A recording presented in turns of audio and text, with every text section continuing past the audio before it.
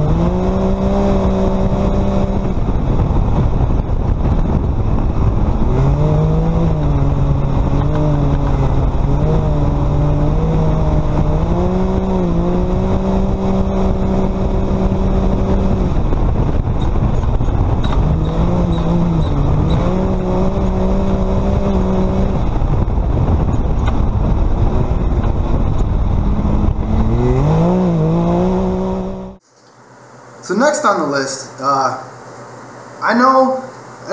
probably same for you too. You ever just get nervous sometimes when you gotta work on your stuff? All the time, all the time.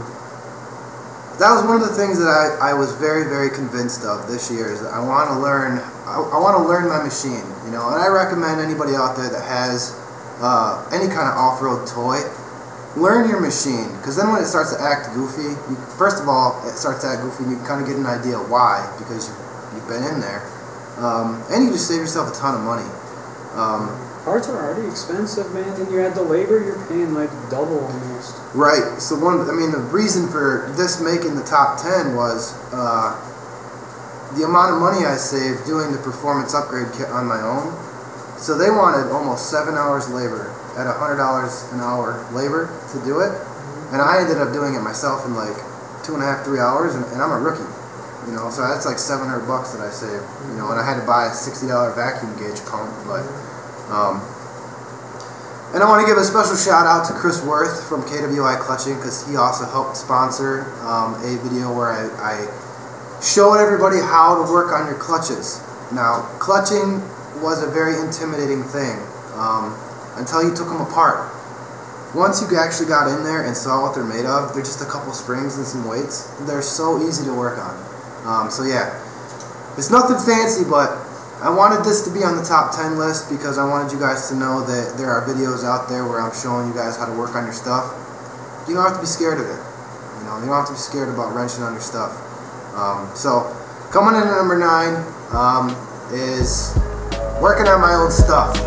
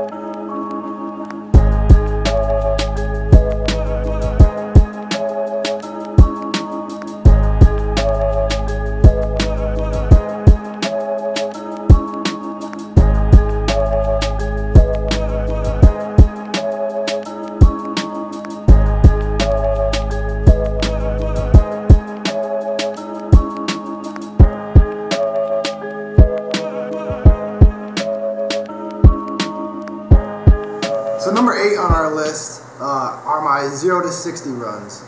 And the reason that I think that these are top 10 worthy, everybody wants to know how fast your car is. Everybody, how fast is it? What's it 0 to 60? And I actually, the reason I made this first one was because I Googled Maverick X3 when I bought it 0 to 60 times, and I couldn't find anything other than just what Can-Am was claiming that they made. And then you would have guys that just take a video of their dash and just expect you to guess what the 0 to 60 was, and I wanted something better than that too. So I got an app on my phone that measured GPS to kind of track performance statistics. I don't necessarily claim that they're the most accurate, but they do give a good benchmark from change to change to change.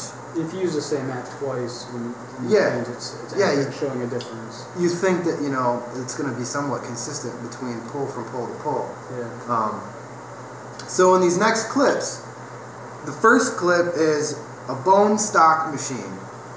The second clip is the 2017 using the HMF turbo back exhaust with the Evo Stage 3 tune. And then the third clip is the 2018 Performance Upgrade Kit, which is the bigger fuel pump, the bigger intercooler, with the Evo Stage 3R tune. With the HMF, it's also. With it, yep, all that stuff is still on there too.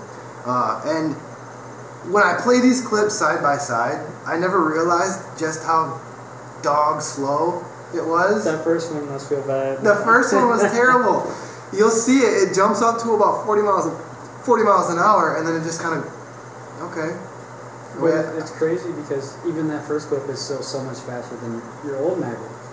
Yeah, and that's, I mean, we're not saying this car is slow by any means, but the comparison from one to the other is astonishing. Even the very first clip to the second is drastically different. Right.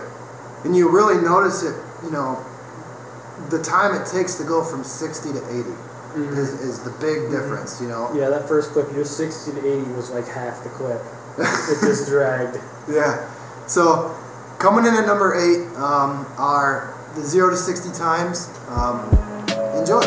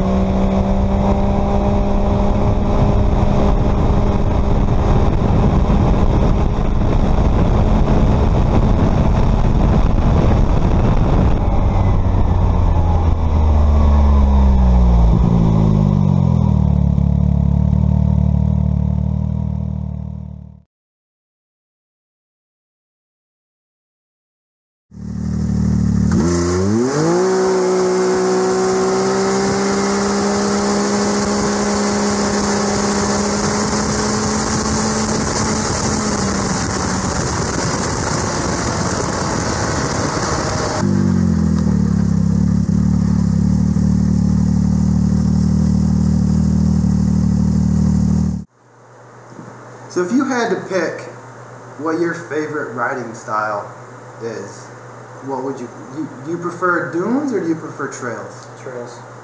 You prefer trails? Why? I prefer trails so much. It's so much more fun going around those turns and drifting. I think you get so much more driving, or so much more riding, however you want to put it. So much more turns, the elevations. Here in Michigan, we got so many nice trails, and the environment. Yeah, the sand dunes are nice and such, and it's cool being on the beach, but especially in the fall when you're riding the trails and you're out in the woods and you got all the leaves turning and all that environment. And like our trails are in forest here in Michigan, so you got some really cool stuff. One time when I was going up to our trails in Baldwin, I almost hit a bear, like an actual bear. It was a small bear, like not like a huge, like mammoth, like bear, but it was about knee high, and it had ran across. Was it a bear? Yeah. How did I not know about this? It was like a black bear. Those are the ones we got, right? Is that what you call them, black bears here? Yeah. Yeah, it wasn't that big. It was about knee high. I think it hurt my chains hitting the ground, or hitting the pavement when I was riding. And it was, you know how the road sits and it's got kind of like those ditches on each side? Yeah. He was just peeling, and he heard him, popped his head up, and he ran across the street, and I freaked the hell out.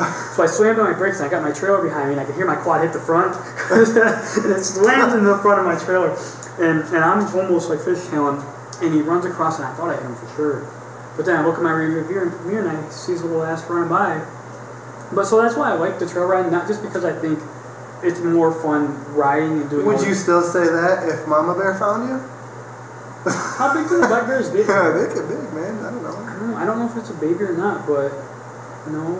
I mean, do you still feel that way? Do you ever get nervous though? Because our trails up here are two-way, you know. So do you ever get nervous when you come into a corner kind of hot? You know, there's going to be a Jeep on the other side of it, you know, or an SUV, or side by side. And I'm also nervous because if I mess up, I'm in a lot of trouble because I'm on a four-wheeler and I'm going into a tree or something, and I don't ride slow, like I ride fast. And I have a helmet on, but it's not going to do anything. You don't have a roll cage, you know, or you're not strapped in with a harness or anything. I'll wear even like neck brace and such, but like it's not going to save my legs and my back. Right. But it is definitely my favorite. A lot of times I do prefer to ride behind side-by-sides. It does give me that protection. I'll let you guys be my shield. Yeah. Right on. But it is my favorite riding, but I do like that we have the option here. I think we have a great environment for riding.